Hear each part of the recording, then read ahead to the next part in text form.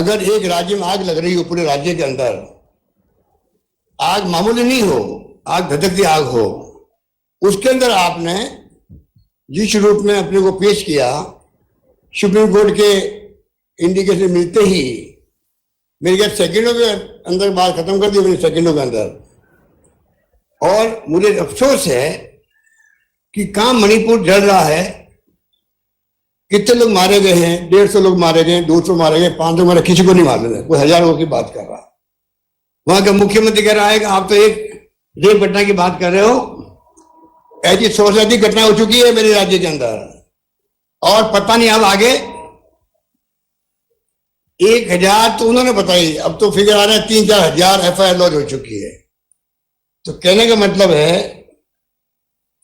कि जिस प्रकार प्रधानमंत्री ने बिहेव किया और जिस प्रकार उन्होंने दुख प्रकट किया और कहा कि राजस्थान, छत्तीसगढ़ और मणिपुर, और मुख्यमंत्री को मैं कहना चाहूंगा कि आप वहां पर ध्यान रखें। बताइए आप, ये प्रधानमंत्री जी ने राजस्थान के स्वाभिमान पर चोट करी है।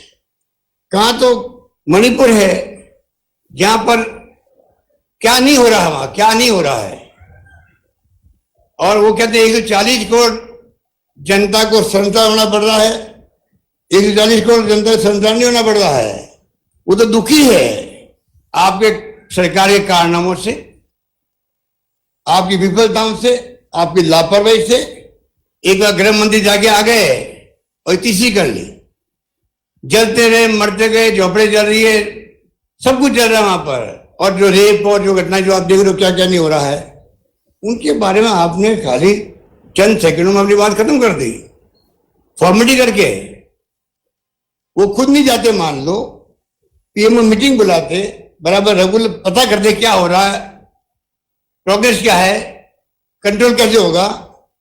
आप कर्नाटक घूम रहे हो, राजस्थान घूम रहे हो, छत्तीसगढ़ घूम रहे हो चुनाव के अंदर। ऐसा मैंने पहली बार अनुभव किया कि प्रधानमंत्री लेवल का एक गरिमा होती है, प्रधानमंत्री पद की बहुत बड़ी गरिमा होती है। हमारे इस तरह की गर्व की बात होती है, हमारे देश के प्रधानमंत्री है, दुनिया के मुल्कों में जा रहे हैं, यहाँ जा रहे हैं, वहां जा रहे हैं। वो आदमी, मणिपुर हमारा राज्य है, ये नहीं बोलना चाहिए, उनकी सरकार है, उनकी सरकार है। अगर वो कांग्रेस सरकार होती तो आप कल्पना कीजिए वो क्या क्या बोलते।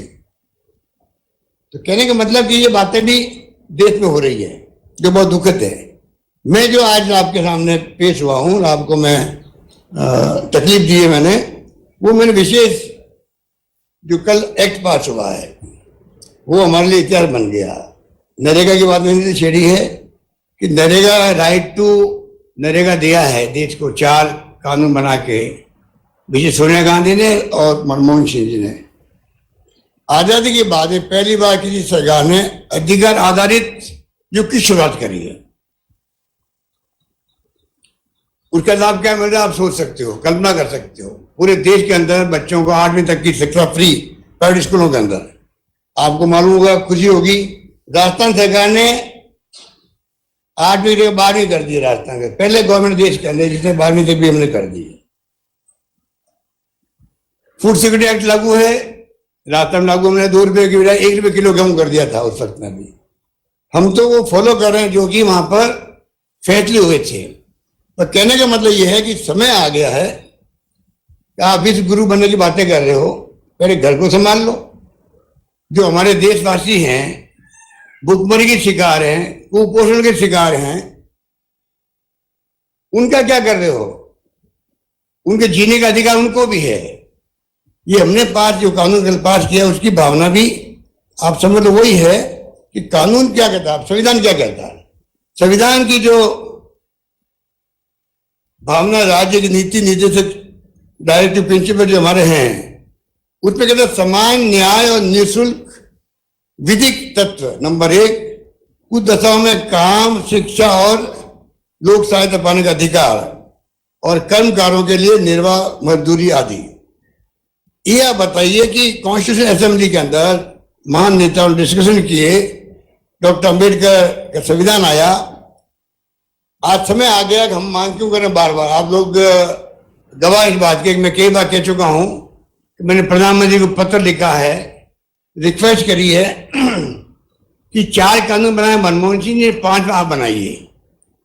राइट टू सोशल सिक्योरिटी, उसमें सब बात आ जाएगी, सब बातें आ जाएगी, पेंशन भी आ जाएगा, गारंटी मिले लोगों को।